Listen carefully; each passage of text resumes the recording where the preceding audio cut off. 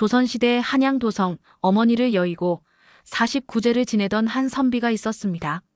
매주 지내는 제사에서 그는 어머니의 모습을 보게 되었지요. 처음에는 고통스러운 모습이었던 어머니가 제사를 지낼 때마다 조금씩 달라지기 시작했습니다. 과연 어머니는 무사히 극락에 도달할 수 있을까요? 어머니의 임종과 49제 결심. 한양도성 늦가을의 새벽. 창밖으로 차가운 바람이 불어오던 그날, 윤선비의 어머니는 마지막 숨을 거두셨습니다. 평생을 홀어머니로 자식을 키우시느라 고생하신 어머니였지요. 어머님, 어머님, 윤선비는 어머니의 차가워진 손을 잡고 흐느꼈습니다. 새벽녘 까마귀 울음소리가 더욱 처연하게 들려왔지요. 어머니는 마지막 순간까지 아들의 이름을 부르셨습니다. 상은아, 상은아, 그리고는 한숨처럼 마지막 말씀을 남기셨지요. 내가 가면 절에 가서 불공이라도. 윤선비는 그제야 깨달았습니다. 평생 불심이 깊으셨던 어머니께서 마지막으로 바라시는 것이 무엇인지를. 하지만 유교 집안에서 자란 그로서는 불교식 제사를 지내는 것이 쉬운 결정이 아니었습니다. 그날 밤 꿈에 어머니가 나타나셨습니다. 어두운 길을 헤매시는 모습이었지요. 어머님, 어디로 가시는 것입니까? 하지만 어머니는 대답 없이 어둠 속으로 사라지셨습니다. 잠에서 깬 윤선비는 즉시 인근의 절을 찾았습니다. 그곳에서 노승을 만나 49제에 대해 들었지요. 49일은 망자가 다음 생을 받기까지 거치는 7개의 관문이요. 매주 제사를 지내어 망자의 넋을 인도해야 하나니. 노승의 말씀에 윤선비는 마음을 굳혔습니다.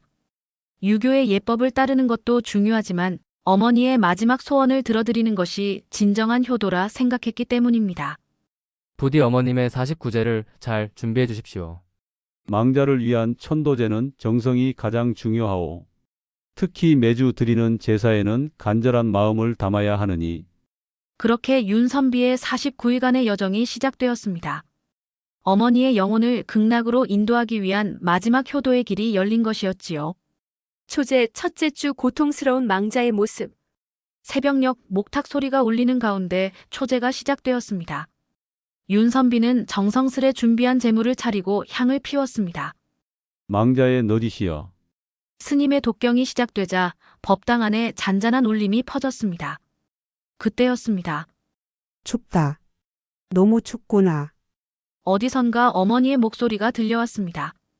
윤선비가 고개를 들자 불단 앞에 어머니의 모습이 희미하게 비치고 있었습니다. 하지만 그 모습은 생전의 어머니와는 달랐습니다. 온몸이 얼어붙은 듯 떨고 계셨고 눈빛에는 두려움이 가득했지요. 마치 깊은 어둠 속을 헤매다 온 것처럼 지치고 힘든 모습이었습니다. 어머님, 어머님, 윤선비가 소리쳤지만 어머니는 그의 목소리를 듣지 못하는 듯 했습니다. 대신 계속해서 중얼거리셨습니다. 이곳이 어디지? 너무 어둡고 춥구나. 상은아, 내 아들아. 어머니의 모습에서는 이승의 미련과 저승으로 가는 두려움이 동시에 느껴졌습니다. 스님, 어머님이 저렇게 고통스러워 하시는데 어찌해야 합니까? 윤선비가 스님께 애타게 물었습니다. 망자는 이승을 떠나 저승으로 가는 첫 관문에서 큰 고통을 겪습니다. 산자의 세계를 떠나는 아픔이지요. 더구나 자식에 대한 그리움이 크시니. 스님의 말씀에 윤선비의 눈에서는 눈물이 흘렀습니다. 평생 자식을 위해 사신 어머니께서 이제는 그 자식 때문에 미련을 남기고 고통받고 계신 것이었습니다. 이 향이 어머님의 길을 밝히고 이 제사가 어머님의 극락왕생을 돕게 하소서. 윤선비는 간절한 마음으로 기도를 올렸습니다. 점차 독경 소리가 커지면서 어머니의 모습은 희미해져 갔고 마지막 순간 어머니는 아들을 바라보며 울먹이는 듯한 표정을 지으셨습니다. 다음 주에는 꼭 더 나은 모습으로 뵙게 해주소서. 윤선비의 기도가 법당에 울려 퍼졌습니다. 이제 둘째 주 저승으로 가는 길. 이번에는 더 많은 재물을 준비했습니다. 윤선비는 어머니가 생전에 좋아하시던 음식들을 정성껏 마련했지요. 이제를 시작하겠습니다. 스님의 독경이 시작되자 이상한 일이 벌어졌습니다. 법당 안에 안개가 피어오르더니 그 안개 속에서 길고 어두운 길이 나타났습니다. 그 길 위에 어머니가 서 계셨습니다. 지난주보다는 덜 떨고 계셨지만 이제는 끝없이 이어지는 어두운 길 앞에서 망설이고 계신 모습이었지요. 이 길은 어디로 이어지는 걸까? 내가 가야 할 곳이 이 끝에 있단 말인가? 어머니의 중얼거림이 들려왔습니다. 그때였습니다. 멀리서 이상한 소리가 들려왔습니다. 마치 수천 개의 풍경 소리 같기도 하고 누군가의 울음소리 같기도 했지요. 저승으로 가는 길목에서는 많은 영혼들의 소리가 들린다고 합니다. 스님이 설명해 주었습니다. 살아생전의 업보에 따라 어떤 이는 천상으로, 어떤 이는 지옥으로 가는 갈림길이지요. 윤선비는 가슴이 철렁했습니다. 어머니께서는 어느 길로 가시게 될까? 평생을 선하게 사셨지만 자식에 대한 걱정으로 아직도 이승을 못 떠나고 계신 것은 아닐까? 어머님, 제가 잘 있을 테니 걱정 마시고 좋은 길로 가세요. 윤선비의 간절한 목소리가 울렸습니다. 그러자 어머니가 돌아보셨습니다. 이번에는 아들의 목소리가 들리신 듯 했습니다. 어머니의 표정이 조금 밝아졌고 떨리는 발걸음으로 그 길을 한 걸음 내디디셨습니다. 아, 이 향 냄새. 상은이가 피운 향이로구나. 어머니는 재단에 피워진 향의 방향으로 천천히 걸음을 옮기셨습니다. 마치 그 향이 이정표가 되어 길을 밝혀주는 듯 했지요. 연불 소리가 들리는구나. 이 길이 바른 길인가 보다. 어머니의 발걸음이 조금씩 확신에 차기 시작했습니다. 삼재 셋째 주 업장의 무게. 삼재가 시작되자 이상한 일이 벌어졌습니다. 법당 안에 거대한 저울이 나타난 것입니다. 한쪽에는 흰 구슬이, 다른 쪽에는 검은 구슬이 수없이 쌓여 있었지요. 이제 망자의 업장을 달아보는 시간입니다. 스님의 말씀이 끝나기도 전에 어머니의 모습이 나타났습니다. 이게 무엇이란 말이냐? 어머니는 두려움에 떨고 계셨습니다. 그때 저울 위로 하나둘 구슬들이 올라가기 시작했습니다. 검은 구슬이 올라갈 때마다 어머니의 모습이 고통스러워 보였고 흰 구슬이 올라갈 때마다 편안해 보였지요. 검은 구슬에서는 어머니의 지난 삶이 비춰졌습니다. 이웃집 숙희 어미와 다툰 날, 빚쟁이에게 거짓말을 한 순간, 아들에게 화를 낸 그때. 하지만 흰 구슬에서는 더 많은 선한 일들이 빛났습니다. 굶주린 이웃과 밥을 나눈 날, 병든 거지를 돌본 때, 마을 아이들을 먹이고 입힌 순간들, 특히 윤선비를 키우면서 겪은 고난의 순간들이 모두 흰 구슬로 변하는 것이었습니다. 자식을 위한 희생이 모두 공덕이 된 것이지요. 어머님의 일생이 저울 위에서 드러나고 있습니다. 스님이 말씀하셨습니다. 자식을 위한 고난은 모두 극락으로 가는 디딤돌이 되나니 점점 저울의 한쪽이 기울기 시작했습니다. 흰 구슬이 담긴 쪽으로 기울어가는 것이었지요. 어머니의 얼굴에 안도의 빛이 스쳤습니다. 상은아, 내가 이렇게 정성껏 제사를 지내주니 내 마음도 점점 가벼워지는구나. 어머니의 음성이 들려왔습니다. 윤선비는 눈물을 흘렸습니다. 어머니의 한평생이 저울 위에서 재판받는 것을 지켜보는 것이 너무나 가슴 아팠기 때문입니다. 부디 어머님의 선한 마음이 극락으로 가는 길이 되게 하소서. 그의 기도가 끝나자 저울은 서서히 사라졌고 법당에는 다시 고요가 찾아왔습니다. 사제 넷째 주 저승법정의 심판. 사제가 시작되자 법당은 갑자기 저승의 법정으로 변했습니다. 높은 곳에 시왕이 앉아있고 좌우로는 판관들이 늘어섰습니다. 그리고 그 앞에 어머니가 무릎을 꿇고 계셨지요. 이제 망자의 심판이 시작되었구나. 스님의 말씀에 윤선비는 가슴이 철렁했습니다. 망자여, 그대의 생전 모습을 보여주겠노라. 시왕의 목소리가 울리자 허공의 영상이 펼쳐졌습니다. 그곳에는 어머니의 일생이 담겨 있었습니다. 15세 시집 와서 20살에 홀로 되어 윤선비를 키우신 모습, 끼니를 걸러가며 아들을 공부시키신 장면, 한밤중에 몰래 눈물 닦으시던 순간들. 어찌하여 이리 많은 고난을 겪었느냐? 시왕이 물었습니다. 돌아가신 남편의 뜻을 이어 아들을 훌륭히 키우고 싶었습니다. 어머니의 대답에 판관들이 수군거렸습니다. 하지만 그 과정에서 많은 빚을 지고 거짓말도 했으며 판관이 죄목을 읽어내려가자 어머니는 고개를 더욱 숙였습니다. 그때였습니다. 잠시만 기다려 주십시오.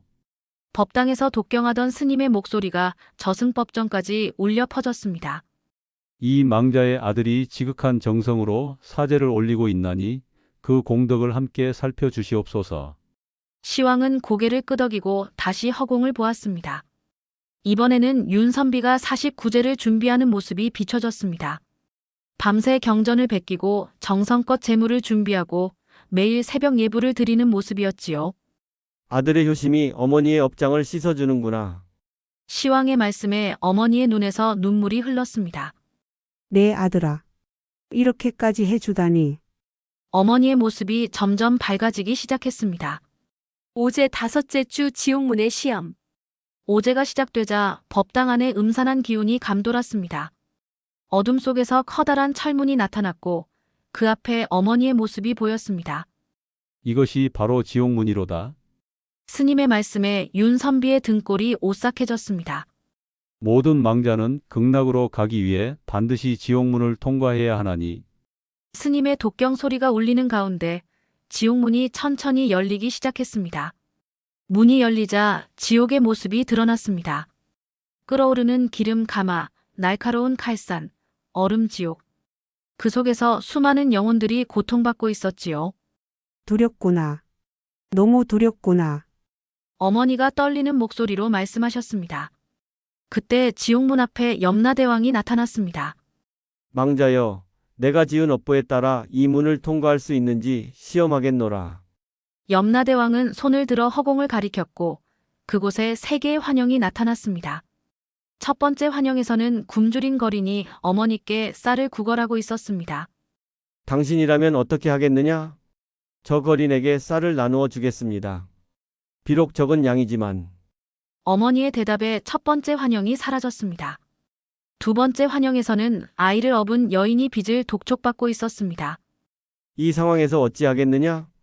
제가 가진 돈을 빚돌이에게 주어 그 여인을 도와주겠습니다. 어머니의 말씀에 두 번째 환영도 사라졌습니다. 마지막 환영은 윤선비의 어린 시절이었습니다. 배고픈 아들 앞에 마지막 남은 밥 한 그릇이 있었지요. 이때 어찌했느냐?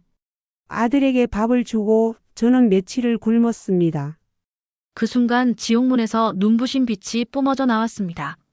지옥의 모습이 사라지고 그 자리에 꽃길이 나타났지요. 내 마음속의 자비와 사랑이 지옥문을 꽃길로 바꾸었노라. 염라대왕의 말씀이 울렸습니다. 윤선비는 감격의 눈물을 흘렸습니다. 어머니의 선한 마음이 이렇게 큰 시험을 통과하게 해준 것입니다. 6제 6째 주 연옥에서의 정화. 육제가 시작되자 법당 안에 맑은 연못이 나타났습니다. 그 주위로 하얀 안개가 피어올랐고 그 속에서 어머니의 모습이 보였습니다. 이곳이 바로 연옥이로다. 영혼이 마지막으로 정화되는 곳이니 스님의 설명에 윤선비는 숨죽여 지켜보았습니다. 어머니는 연못 앞에 서서 자신의 모습을 들여다보고 계셨습니다. 물에 비친 모습은 지난 49일간의 모든 순간들이었지요. 이제 마지막 때가 되었구나. 그동안의 모든 기억을 내려놓아야 할 시간이다. 스님의 말씀이 울렸습니다. 어머니는 천천히 연못으로 발을 내딛었습니다. 그러자 놀라운 일이 일어났습니다. 발을 담글 때마다 어머니의 몸에서 색색의 빛이 피어올랐지요. 검은 빛은 응어리진 한이었습니다. 아버지 없는 자식 키우느라 고생만 했구나. 회색 빛은 미련이었습니다. 내 아들 얼굴 한 번 더 보고 싶어. 붉은 빛은 원망이었습니다. 왜 이리 일찍 남편을 데려가셨나요? 하지만 그 모든 빛이 연못에 녹아들 때마다 어머니의 모습은 점점 맑아져 갔습니다. 마치 구름이 걷히고 달빛이 드러나는 것처럼 어머니의 본래 모습이 나타나기 시작했지요. 아, 이제야 모든 것이 내려지는구나. 어머니의 목소리가 맑아졌습니다. 연못에 완전히 몸을 담그자 어머니의 모습이 점점 젊어지기 시작했습니다. 주름이 펴지고 흰머리가 검어지고 굽었던 허리가 펴졌습니다. 이제 모든 업장에서 자유로워지셨나이다. 스님의 말씀이 끝나자 어머니의 모습에서 은은한 빛이 퍼져나왔습니다. 상은아, 이제야 내가 진정으로 자유로워진 것 같구나. 내 정성이 여기까지 이르러 나를 이렇게 맑게 해주었다. 윤선비는 눈물을 흘렸습니다. 연옥의 물에 비친 어머니의 모습은 마치 젊은 시절 아버지를 처음 만나던 때의 모습 같았습니다. 7제 7제 주 극락으로 가는 길. 마지막 칠제가 시작되자 법당이 황금빛으로 물들었습니다.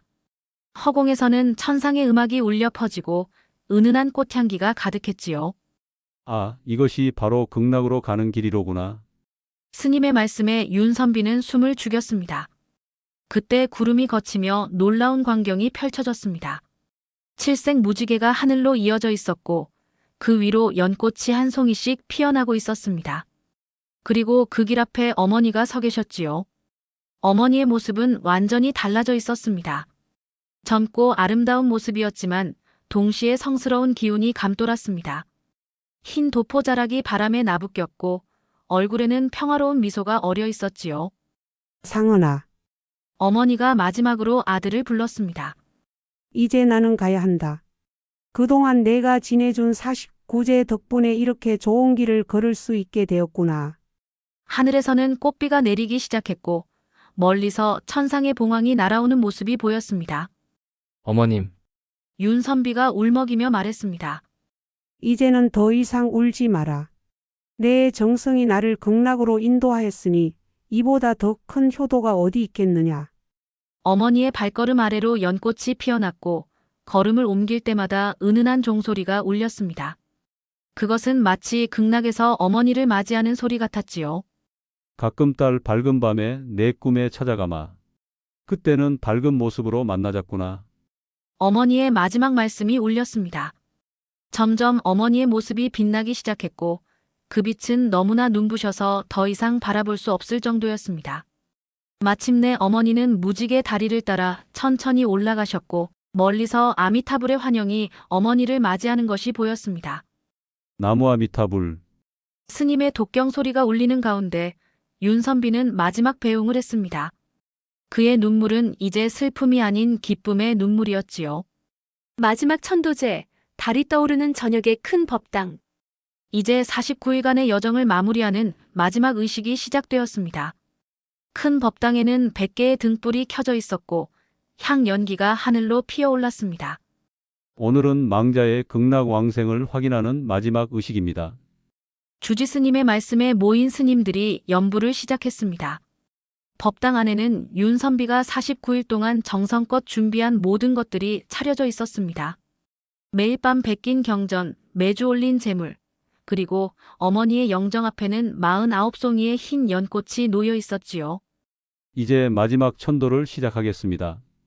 주지 스님이 요령을 흔들자 갑자기 법당 안에 신비한 기운이 감돌았습니다. 허공에는 7개의 문이 나타났습니다.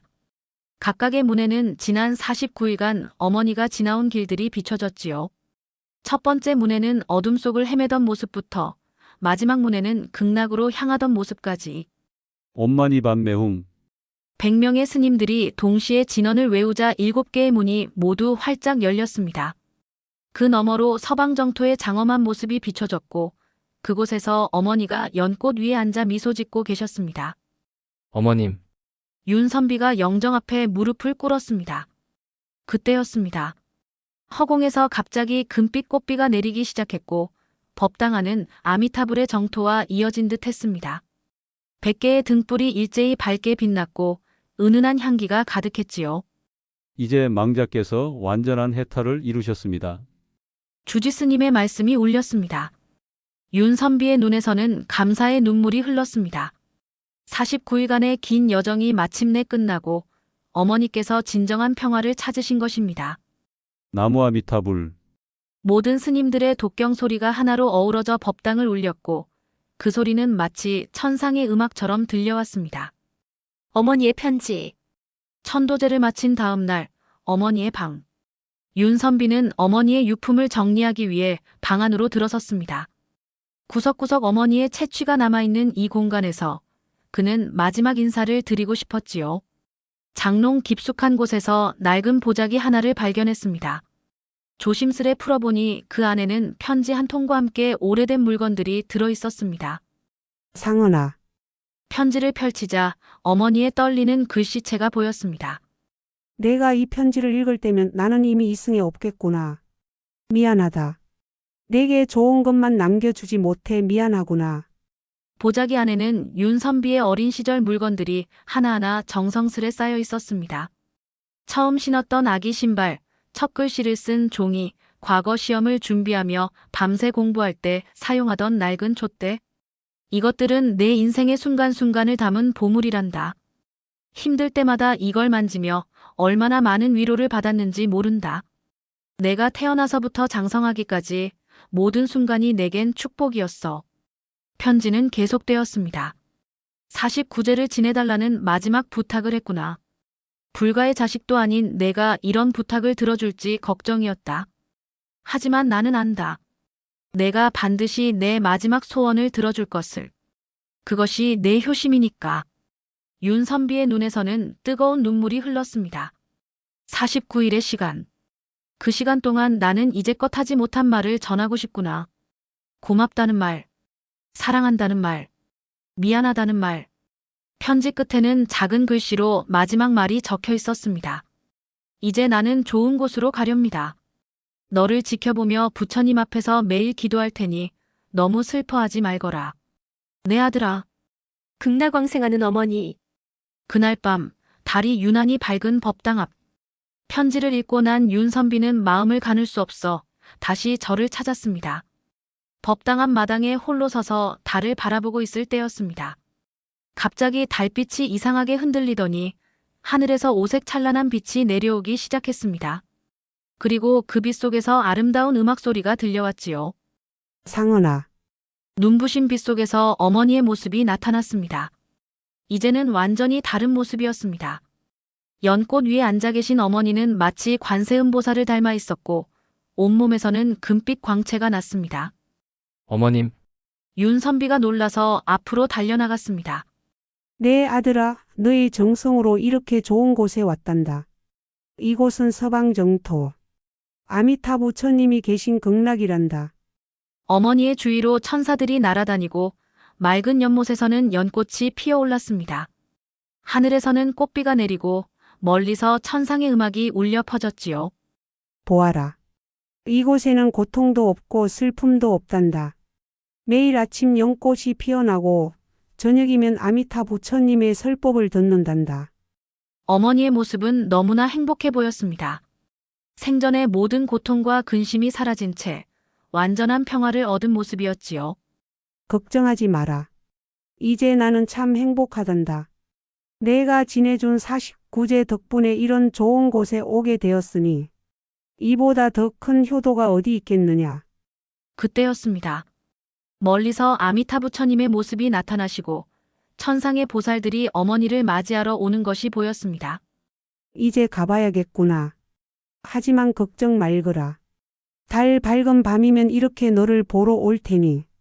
어머니의 모습이 점점 빛나더니 마침내 서방정토의 환영과 함께 사라졌습니다.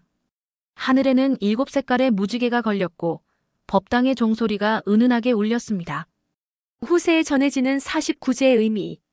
오늘날까지 그 절에서는 해가 지고 달이 뜰 때면 그 옛날 윤선비가 49제를 지냈던 법당에서 은은한 불빛이 새어나온다고 합니다.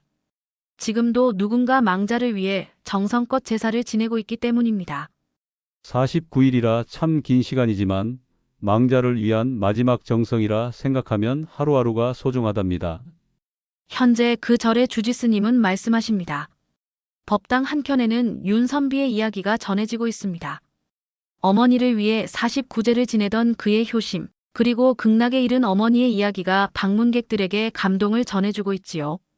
달 밝은 밤이면 아직도 이곳에서 모자의 모습이 보인다고 합니다. 어머니는 연꽃을 들고 아들은 향을 피우며 서로를 바라보는 그 눈빛에서 진정한 사랑을 느낄 수 있다지요. 49제를 지내러 오는 이들은 이제 이렇게 말합니다. 49일의 시간이 망자와 이별하는 시간이 아니라 더 깊이 이해하고 사랑하는 시간이 되었습니다. 지금도 이 절에 오면 저녁 무렵 은은한 경전 소리와 함께 달빛이 법당을 비출 때가 있습니다. 그때면 모두가 알게 된다고 합니다. 또 한 명의 영혼이 극락으로 가는 길에 올랐다는 것을. 그리고 그 길을 밝히는 것은 다름 아닌 우리의 정성과 사랑이라는 것을. 그 후로 49제는 망자를 위한 가장 중요한 의식이 되었다고 합니다. 산자와 죽은 자의 마지막 여정이자 효도의 마지막 순간이 된 것이지요. 지금도 누군가 49제를 지낼 때면 저승의 문이 열리고 망자가 극락으로 가는 길이 열린다고 합니다. 영상이 조금이나마 여러분의 마음에 작은 도움이 되었다면 구독과 좋아요, 알림 설정 꼭 부탁드릴게요.